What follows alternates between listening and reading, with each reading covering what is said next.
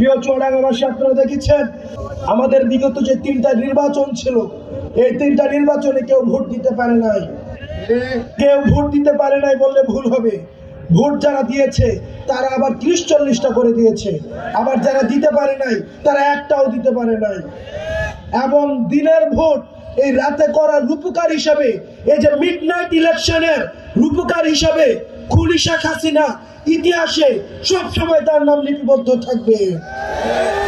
আমরা দেখেছি 18 নির্বাচন, 24-এর দামি নির্বাচন, আমাদের গণতন্ত্রকে কিভাবে টুটি চেপে হত্যা করেছে এই খুনি শেখ হাসিনা।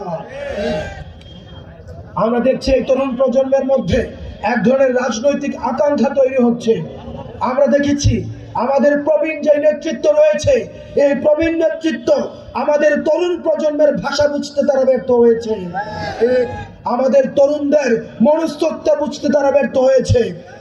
আমাদের তরুণদের কথা তারা বুঝতে ব্যর্থ হয়েছে।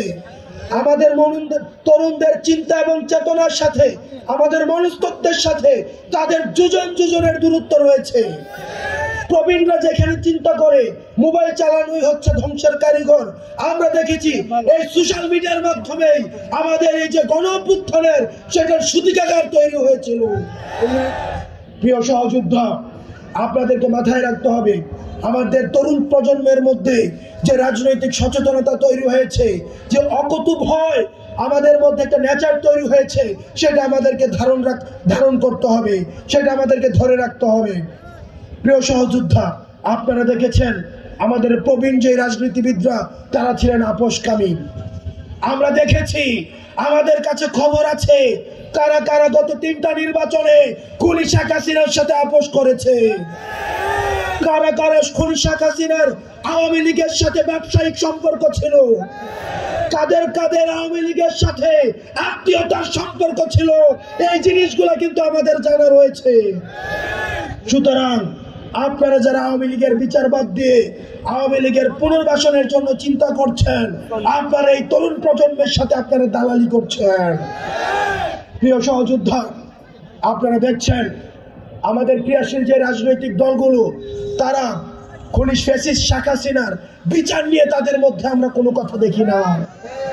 আমরা দেখি আগামী নির্বাচনে আওয়ামী লীগ থাকবে কি থাকবে না সেটি নিয়ে তাদের মধ্যে আলাপ আলোচনা হচ্ছে, কিন্তু আওয়ামী লীগকে কিভাবে নিষিদ্ধ করা যায় সেটি নিয়ে তাদের মধ্যে কোনো আলাপ আলোচনা নাই। কারণ তাদের মধ্যে ভোট ব্যাংকের চিন্তা রয়েছে, তাদের মধ্যে আওয়ামী লীগের ব্যবসার চিন্তা রয়েছে, আওয়ামী লীগের পুনর্বাসনের মধ্য দিয়ে আওয়ামী লীগের ব্যবসাগুলোকে তারা দখল করতে চায়, আওয়ামী লীগের রাজনৈতিক কাঠামোকে তারা দখল করতে চায়। আমরা তরুণ প্রজন্ম স্পষ্টভাবে বলতে চাই, আমরা যতদিন পর্যন্ত রাজপথে আছি, আমাদেরকে হাসিনা কিনতে পারে নাই, আমাদেরকে আওয়ামী লীগ কিনতে পারে নাই। আমরা দীপ্ত কণ্ঠে বলতে চাই, এই তরুণ প্রজন্মের সাথে আপনারা যারা বেইমানি করবেন, আপনারা আমাদের আসনের লোক দেখাবেন, আপনারা বলবেন আমরা বুক আসন ছেড়ে দিব, পার্লামেন্টে একটা সিট দিয়ে আপনারা আমাদেরকে কিনতে পারবেন না।